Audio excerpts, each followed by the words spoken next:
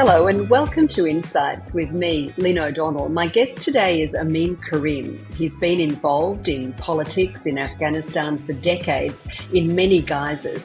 He was probably the first person to enter Afghanistan after the collapse of the Republic in August 2021, when he and his daughter walked across the Friendship Bridge from Uzbekistan. He's been in and out of the country since then, trying to work with the Taliban to bring peace, stability, growth and inclusivity. He did it a couple of years ago with a detailed proposal that won acceptance from many in the international community, but not the Taliban. Now he's at it again. Have a listen.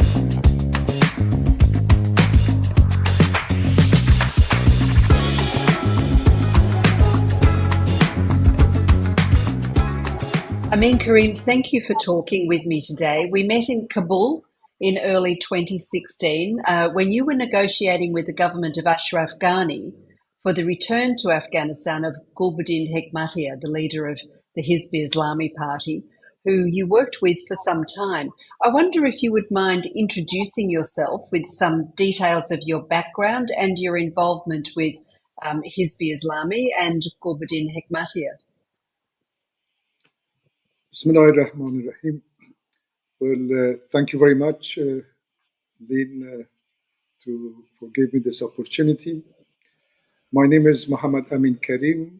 I was born in a middle-class family in Kabul and grew up there and studied in a high school, French high school.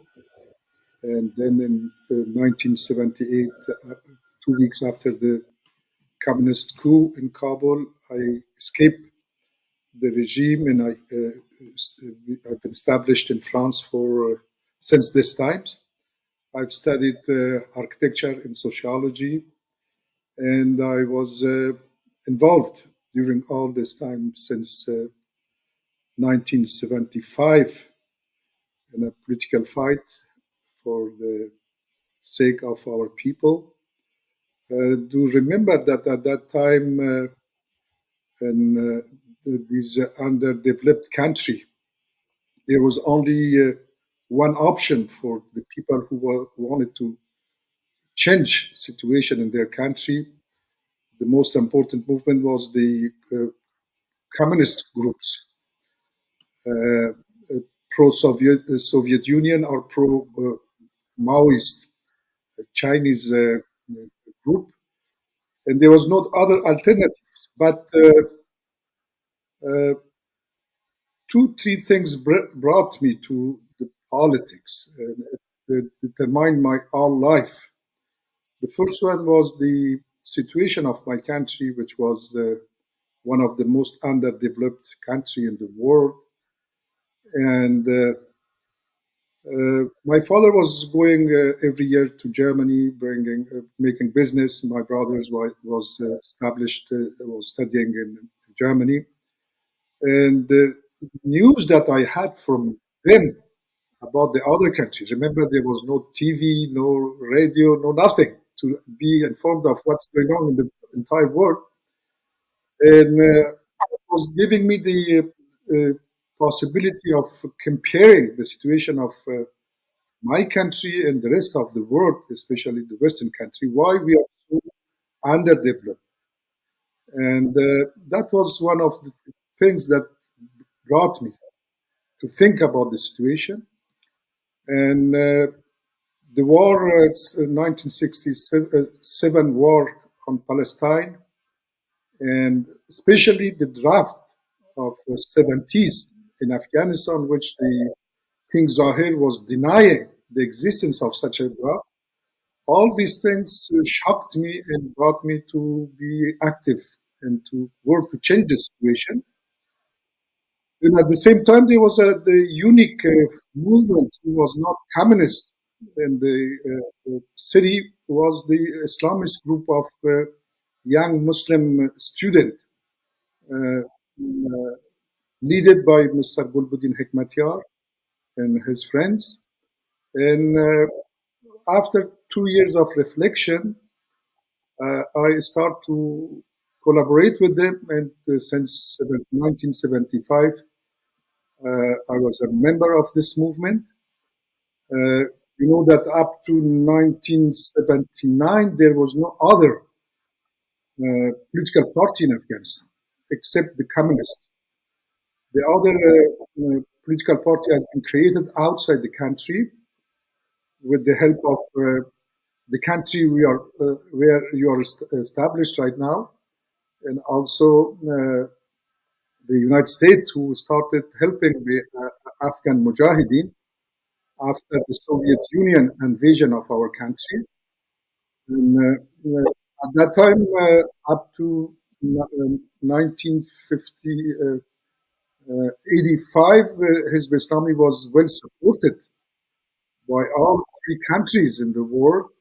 And its name was Group of Freedom Fighters. And so Hizb Islami was the most important, if not the unique, efficient movement who was fighting against Soviet Union and had a program of social justice, a lawful government, and a regime ruled by the moral ideas. I mean, by the justice, by freedom, by lawful government. These are what the values that was very attractive for me and for millions of young Afghan, especially educated Afghan people. And that was the most well structured and less corrupted, if not corrupted, political and military movement who was fighting against the Soviet Union at that time. Those were the reason why I came to the politics and why I became a militant of this movement at that time. After all, after 50 years of militancy, I know that since we worked, since we acted in the scene of the society, we committed, this party committed a lot of mistakes. And that's also true, but it's true that after 85, 1985, when Mr. Hekmatyar came to United States, invited by the United Nations, and since he refused to meet Mr. Reagan, the president at that time of United States, the hostility starts against Hizb Islami, and it's become a non-welcome movement in the United States and in all Western countries. If you heard Mr. Mark Siegman, the representative of CIA from 1985 to 1988 for Afghanistan, he said after this time he came to Afghanistan for the unique reason how to fight Islamic Afghanistan. That was time that we were harshly fighting against Soviet Union presence in our country. But from this time, unfortunately, Hizb Islami became almost an enemy of some Western countries. In 1989, when the collapse of the Soviet Union starts, I heard Mr. Manfred Werner, Secretary General of NATO, being asked why NATO should continue to exist since the Warsaw Camp is collapsed. And he said, from now on, our enemy will be the Islamist group and the National Liberation Group. So that's why we should continue our fight. After you mentioned that Hizb Islami became non grata, I guess is a way of putting it. Yes. And then you successfully negotiated Gulbuddin Hekmatyar's return to Kabul. You tried earlier under the Karzai, you negotiated with the Karzai government. And then when we met, you were approaching the Ghani government, and that was successful. Hekmatyar was able to return to Afghanistan later in 2016. I'm sure you know his reputation among many Afghan people. Some call him the butcher of Kabul. and that's a reputation that he carries to this day. What impact do you think that that move by Ghani in welcoming him back had on the political landscape in Afghanistan in 2016? It was said at the time that then President Ghani was hoping that this could be a template for the Republic's relationship in the future with the Taliban. It didn't quite work out like that. What impact do you think it did have? Well, in the very first day of 9/11, I had a meeting with friends here in France, and I said United States will invade Afghanistan, and if it's give the Afghan people food insecurity, there will be no resistance, since the Afghan people is tired of fighting since decades.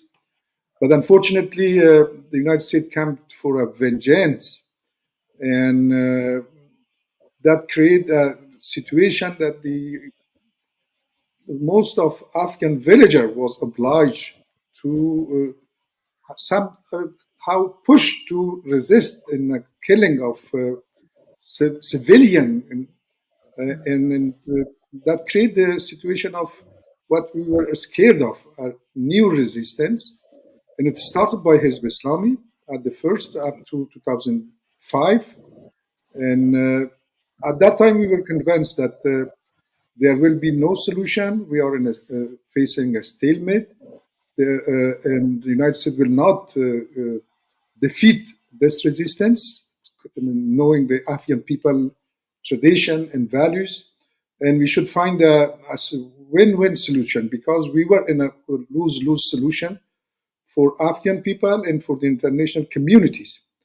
In 2007, I proposed a peace deal to the Western countries, to our president, Mr. Sarkozy, and to UK Prime Minister in the United States. And the answer I received in 2007 from Mr. Sarkozy was, the defeat is not an option. When I was talking about the peace solution, where through peace negotiation, the international community forces should withdraw from Afghanistan by creating a provisional administration in the country, and to holding a election after 6 or 1 year, in order to allow the Afghan people to choose their own destinies.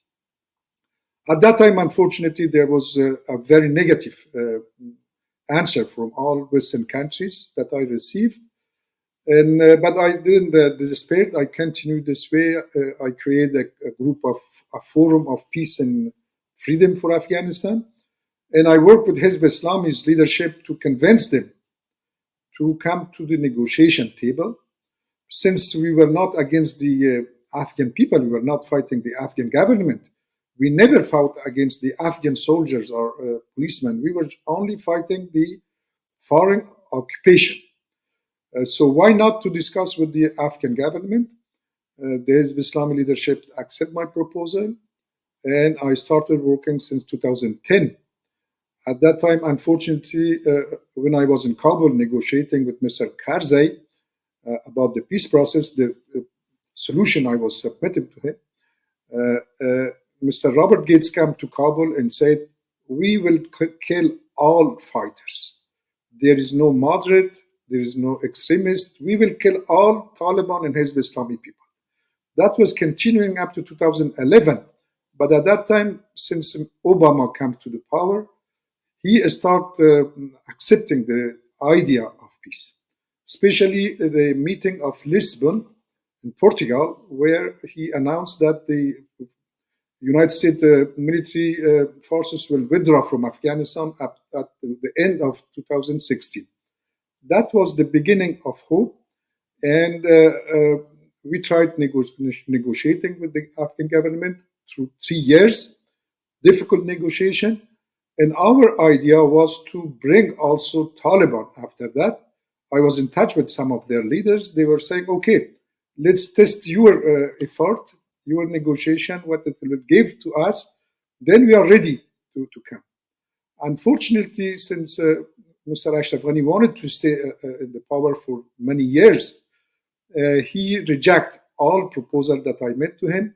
He did not fulfill one of our treaties articles. About we had a treaty with 25 articles. He just fulfilled one of them. That was the comeback of Mr. Hekmatyar. And at that time, Taliban said, we will not negotiate with this regime. And unfortunately, we had the Doha Treaty, which we supported. But the terms of this treaty was announcing what we witnessed in 2021, the collapse of the regime in a very awful process. And we lost all of our hopes to have a stable, lawful, free, independent country since the signature of 2000 of the Doha Treaty. Yeah, indeed. You went back to Afghanistan, as I recall, with your daughter very soon after Ashraf Ghani's government and the republic collapsed. I think you told me that you were the first, you and your daughter were the first people to enter the country when the flow of humanity at that time, we have the awful memories of what happened in the weeks after the August 15 collapse, to re-enter. Humanity was going one way, and you and your daughter were going the other. You crossed the Friendship Bridge, I think, through Uzbekistan to get back in. What did you find? I do recall that sometimes when you were there, you and I would have telephone conversations, and you were almost abject with despair about what was going on and what you found there and what Afghan people were having to deal with. Can you go into some detail and describe your impressions, let's say, in the first 6 months of the Taliban entity? The most important thing for me and my daughter was to face a situation with no war after 45 years of struggle and violence in our country, and to start a new life with the security for the people and freedom. And that's why we came back to Afghanistan through a very difficult way, as you mentioned. And yes, we were happy that the occupation was ended, the war was over, the very, very corrupted regime collapsed, and the island of power, kind of feudalism of political power, ended in our country. So that was the very positive points. But our expectation was at the same time to have now to start a new life with the stability in our country, with a lawful regime. We had the security. And we still have this kind of physical security. Of course, security means a lot of things, but I'm talking only about physical security at that time. But very soon, unfortunately, we saw that this movement want to have the absolute exclusivity of all aspects of life of this country. In many ways, it's only one political party. It's a one political party's rule in this country. One absolute exclusivity of gender in the power in the system. Exclusivity of interpretation of the religion. Most important thing. They believe that they are the unique people to have the right to interpret the religion. The absolute exclusivity of villager ruling this country, and unfortunately, what we was scared of happened, which was this fight of tradition against the modernity. This is the rule of a group of villagers who consider that all aspect of modernity is against Islam and they should fight it. Beginning with the girls and women situation, their rights, with the all educated people are considered as a non-Muslim or not a good Muslim, so they have to fight them. And this is the rule of madrasas people. In the madrasa, you learn something and you repeat it. And the difference of, for example, with Hizb Islam is that you read the Quran to understand it. When you start to understand, you are asking question. And this is the difference. Now we lost a lot of our hopes from that time. In Afghanistan, it's now you have a situation of what becomes you may saw in Soviet Union or maybe in North Korean country, which means that everything should be under the control of this de facto government. I know that most of the responsible of this group, especially who have lived outside the country, in Doha, have a different point of view. But a minority, a powerful minority circle established in Kandahar is ruling the country, even if the majority of the responsible are not agreeing with this policy, but they have the power, the circle, and they are imposing their point of view in our country, in our society. Um, we're getting close to the 3-year mark now. Have you seen any improvements, any changes, or is the situation becoming more and more tightly controlled by the Kandahar group? Rather, this second option, unfortunately. In the belief of Taliban group, you should follow the order of number one,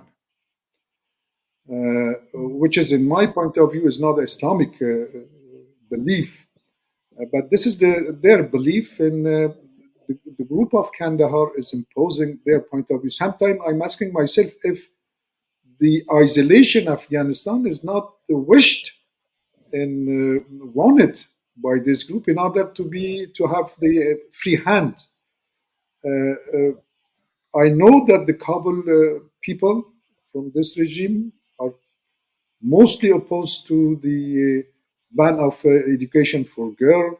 They are open for some freedom of speech. They are pushing the existence, the work of political pluralism, which is not allowed by the circle of Kandahar. I don't know if there would be a fight, peaceful or violent fight, to change the situation from inside. But what is absolutely sure is that without the international community support, the situation in Afghanistan will become more and more difficult and more dark to live in this country. This is the Indeed. situation. Well, what do you do? I know that you've had an advisory role. You've been involved in formulating budgets for the Taliban regime.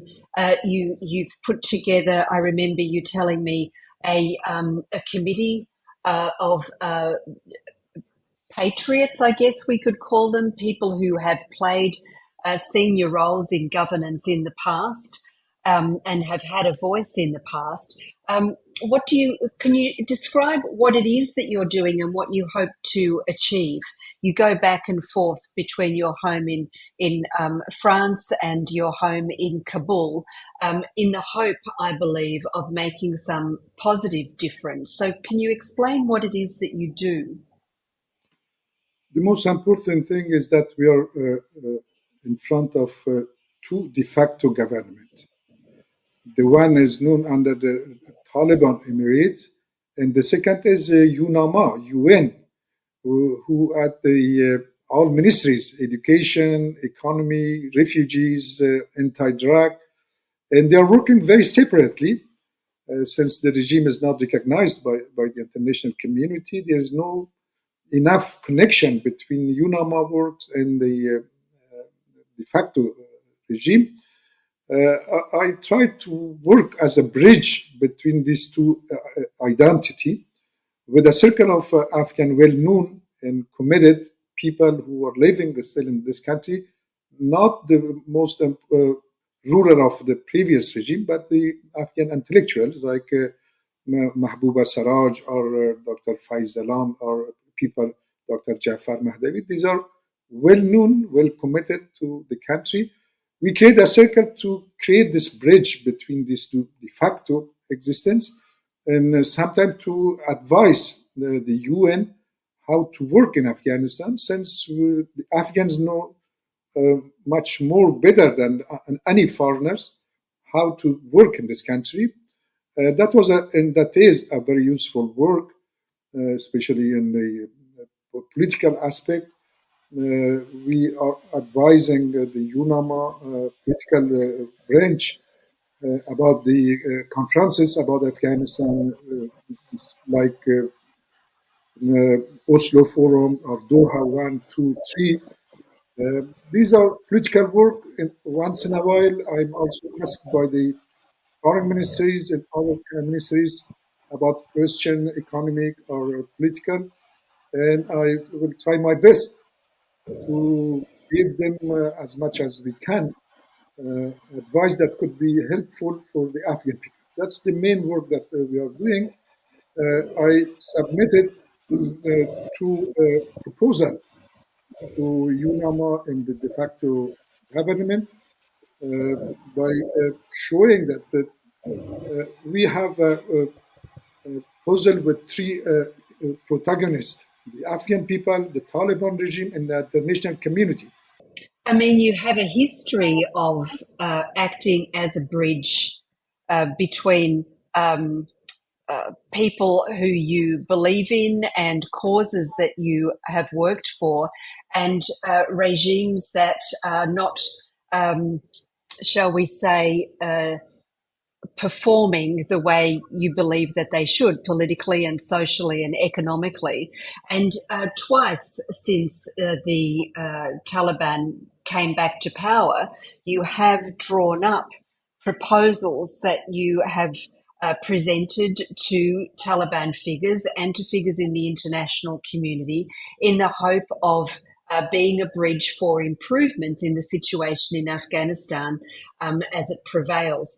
You did this earlier with Hezbi Islami, and you're doing it again. The first one is almost exactly 2 years ago. You and I spoke about it, and I wrote a story about you and your ideas for Foreign Policy magazine.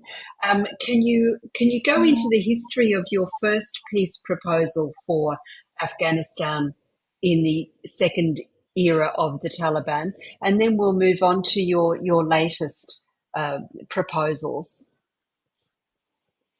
Well, the first proposal was the 6 months after the collapse of Kabul. And at that time, I proposed to the Taliban the creation of a political commission council and an economic council inside Afghanistan in order to rule the country, because they are not aware of how to rule a modern country. And also the creation of a local districts council in order to make a decision a very horizontal way to come to the support of the people where they need and how to support them through this popular system. They created this council and it's working right now. But unfortunately, they started months after the creation, not a public popular council, but the Ulamas Council in the provinces, which is totally different of what I was submitted. Since it didn't work this way, we had also the problem with the international community, since we have three protagonists: the Afghan people, the Taliban regime, and the international community. And in my point of view, the demand of three protagonists are not contradictories. We may put together all these demands in an international conference under the supervision of United Nations and to find solution for all demands, acceptable demands from three sides. The international community is asking for fighting against terrorism more seriously, to have a lawful system in Afghanistan to guarantee the human rights, and especially the women's rights, and a inclusive governance. And this is the international unanimity demand. The Taliban are asking for the recognition of their regime, for the withdrawal, removal of blacklist that they are under, and to free the Afghan assets, financial. So, and the Afghan people are asking just one thing: having a lawful system where every Afghan knows his right and his duty. I mean, a constitution. If Taliban are accepting the notion of creation of a elected, and I insist on elected, Islamic Council by the Afghan people who will write the Afghan constitution, the international, where we will have the guarantee of human rights, women's rights, and the guarantee in this constitution of Afghanistan free of any terrorist group from in the future. We will have a inclusive system, inclusive governance. Taliban could stay in the power for 1, 2, 3, 4 years until the new constitution come under function. We will fulfill the demand of international community and the demand of the Taliban regime and also the Afghan people. A lot of and the most important country in the world are agreeing with the system. Fortunately, we still have a unanimity of the entire world about their demands, which I mentioned. We are facing right now the resistance of this very close circle we mentioned previously inside Afghanistan. If we achieve to solve this problem, and it's on what I'm working right now, the Guwahati could be the beginning of such a process. Otherwise, I think we are facing three most dangerous crises in Afghanistan. The first one is very dangerous economic situation, a crisis of cultural crisis between tradition and modernity, and the legitimacy crisis. If we are not solving this through a international consensus, I'm unfortunately sure that the situation will become worse and worse if it continues like that. I think, I mean, some people might say that you're being hopeful to the point of naivety in thinking that there would be some agreement from the Taliban leadership to some of these suggestions. Any election the Taliban is likely to lose. It's a minority regime, so why have elections? They don't want to. There is an entrenchment around the leadership in the way women are treated, and it seems that almost daily there are new restrictions on the lives and movement of women and girls. Most recently, women who are working in the administration have had their salaries standardised, as the word is, but really cut to the point of unsustainability. And the longer this situation prevails, the longer it is likely to prevail because it becomes more difficult to pull out of it. So how How optimistic are you that you can get some level of agreement for change when the only change we see, especially from the outside, is regression? If there is no hope, there is no fight, there is no life.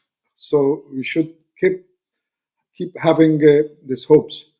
We have the choice among four options: fighting this regime militarily, isolating this regime more and more, recognize them as they are, or to be engaged with them. Among these four options, I think the entire international community choose to be engaged and to do not opt for the three other options. I'm working through this option chosen by the international community. Every time, every moment, try to find a solution, to propose something. If it doesn't work today, maybe tomorrow the situation will allow us to have some success. I had the same difficulties when I started the peace negotiation with the Ashraf Ghani regime. He told me 98% of Afghans and 98% of international community representative was not believing in such a process, in such peace deal. So there is no, in political life, impossible thing for a long term, which is something which is not possible today could become possible tomorrow. And Afghanistan is a very good witness of this impossibility and possibility since many decades. I'm hopeful. I think if there is no change, the economic situation will push millions of people to get out from Afghanistan or to start fighting against the situation, because the unique choice will be the starvation. If 10% of people who are facing the situation start kind of resistance, considering that this is because of this regime that they are facing this situation, the situation will be different and will be changing. And I think that will bring this regime to take under consideration the proposal of the people and to be somehow responsible in front of the people. The only economic situation could bring, unfortunately, but could push this regime to accept this change, to accept, be engaged with the international community, in this way to accept some legitimate demand of the international community. This is a possibility, and we are working for that. We Well, cannot you stay, mentioned, go on. we cannot stay in France. We said doing nothing and wait and see. We should work in any situation. Yes, I understand that, and I very much respect your tenacity over the decades, really. But you mentioned before China. I spent a lot of time in China. I've visited North Korea a couple of times. These are the regimes that you're comparing the Taliban to. Um, Regimes that don't care about the hardships that they create and perpetuate for the general population. And my impression from outside is that you have a similar attitude amongst the Taliban. They have a lot of money, they make a lot of money, they keep a lot of money, and they don't care what's happening to the people below them. We have been hearing for many years, and certainly even before the collapse of the republic, that food security is an issue for the vast majority of Afghan people. Um, uh, but I don't see any tightened belts amongst the leadership, quite the contrary. So, um, would when you've got people who are doing okay, thanks, and really it's a self-serving bubble, versus people who are able to walk out of the country if they need to, rather than fight, because the Taliban now have the monopoly on firepower, and the people are exhausted with more than 40 years of war and now what's followed. Um, how can this possibly change? North Korea hasn't changed under pressure. The Chinese are just, battening down the hatches. Look at what's happening in Russia with the Putin regime also intensifying its grip on power. Um, the Taliban seem to me to be one of those regimes that doesn't care. You're absolutely right, comparing the attitude, not the ideology of de facto regime with China and with North Korea. There is a difference, and the difference is the Afghan people culture. Nobody was believing that the Afghan people will defeat the Soviet Union invasion. Nobody. And it happened. And nobody was believing that the Afghan people would resist against this 50 countries, the most powerful countries, presence in Afghanistan. It happened. Afghan people has another culture. They are very, maybe unfortunately, but this is the case. They are very easily ready to fight and to resist. It's true that maybe millions of people will try to leave the country only because their girls could not go to the school. And every day they had problem with their girls. So if they had the possibility, they will leave the country. But other millions will say it's the fault of Taliban. If we are in this situation, economic situation, it is because of this regime. So despite dying with the lack of food, let's fight and die with the gun in your hand. This is our culture. And 10% of these people will be enough to create this change, which I does not wish for. I'm totally against any kind of violence. But see what happened 2 weeks ago in Badakhshan. People started to resist for a good or bad reason. Look what happened in Nangarhar 2 weeks ago. Many people has been shot. That will happen more and more if there is no change. That's not something that I wish I work for. I wanted to work peacefully, but if there is no a reasonable position from the de facto regime, that may happen, and very soon that I may believe in.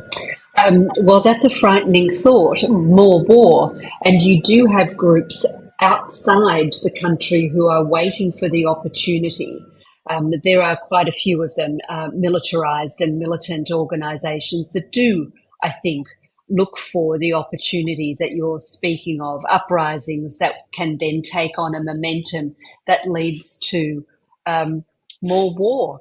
A terrible prospect, but you're talking in your latest, your most recent proposal. You also talk about another Doha meeting, but Doha 1, if you like, is dead in the water, and neither side has kept to the obligations that the deal committed them to. And we know from successive reports by the United Nations Security Council sanctions monitoring team that Taliban defiance has transformed Afghanistan once again into a safe haven for terrorist and jihadist groups. And they're not only getting away with it, but they're being paid, as some people view it, handsomely for it by Western taxpayers, amongst whom I count both you and I. And so this getting away with it may mean that the Taliban don't see the signs of Badakhshan, Nangarhar, These are signs, as you see them, of a growing resentment and dissatisfaction and need for improvement and change. If the Taliban, like children, are getting away with their extremes and their abuses, why would they change? There's something very surprising for many people, which is the United States is sending billions of dollars since 2, 3 years to Afghanistan, officially and probably unofficially. And there is more than $200 million monthly going to Afghanistan. It means that the international community and taxpayers like you and me have the power to have some influence and to play a role for changing the situation in this country. Unfortunately, I'm convinced that United States, in absence of any less bad or better alternative, is keeping this regime under what we call the serum, to be just alive, but just be alive, not be very well positioned. If there is no change in this policy from United States and Western country, and unfortunately with the start of this protagonism between Russia, China, and United States, everyone want to have Afghanistan on their side, we may face a very bad situation than today.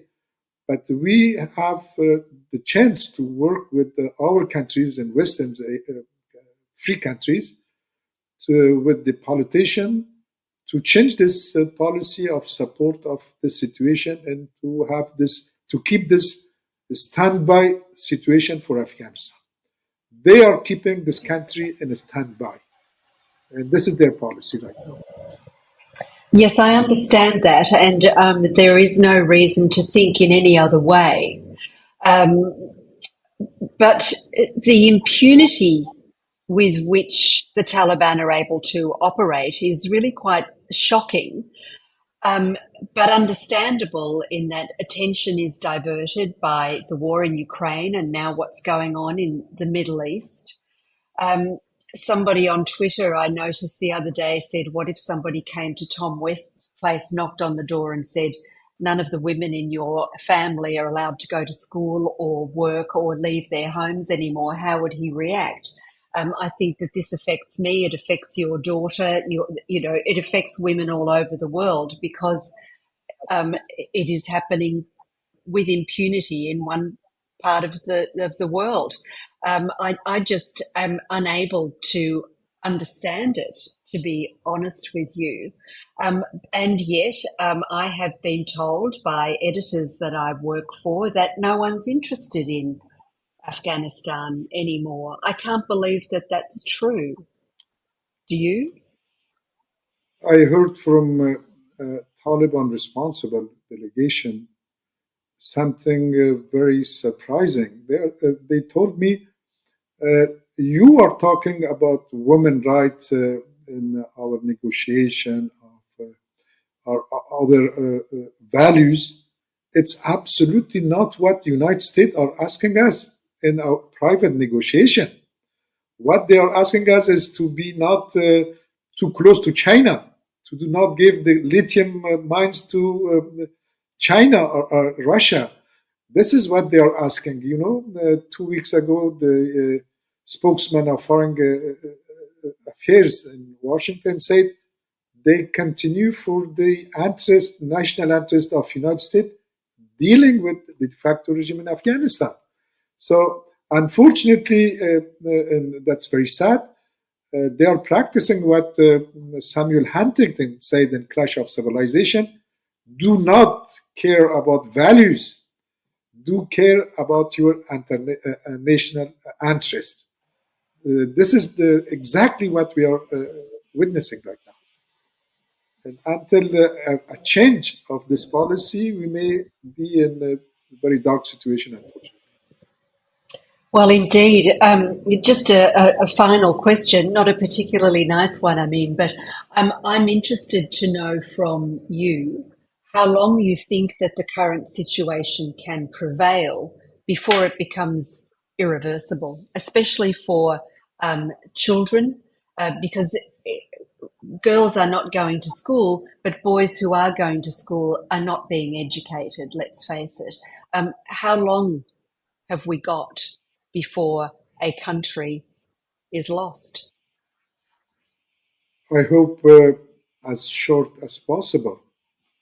But being realistic, I think it will take at least 2 3 years, and it depends also on many factors: how the Ukraine war will be solved, how the Middle East will, or how this relationship between China, Russia, United States will grow up. These are outside factors, but from inside, we are witnessing a pre-unrest situation inside the country. People are not hopeful about the near future of this country with this de facto government. There are steps. Maybe next step will be the hunger, and the next step may be resistance, and the next step would be violence. When, how, it depends on so many factors that it's impossible to predict right now. But this is the way, unfortunately, that we are going through. If things goes like that. Yes, indeed. Well, Amin Karim, thank you so much for your time. It's been an absolute pleasure to talk to you as always, and I wish you the best of luck with everything that you do and everything that you propose in trying to improve the situation for Afghanistan and the people of Afghanistan. Thank you. Thank you so much to you. I know since a decade you're working in Afghanistan for the sake of Afghan people. You always defended the freedom of these people. And I'm very thankful and grateful to you. Thank you for giving me this opportunity. And please excuse me for my so broken English. Thank you so much. Not at all. It's a joy. Thank you. That was Amin Karim, a politician and tenacious campaigner for constitutional normality in Afghanistan. He talked about the difficulties that people in Afghanistan have been facing for many years, not just since the Taliban takeover 3 years ago, and his hopes that the extremists can accept change and compromise if Afghanistan is to have a prosperous and peaceful future. I hope you enjoyed our discussion. Until next time, I'm Lynne O'Donnell. Bye-bye.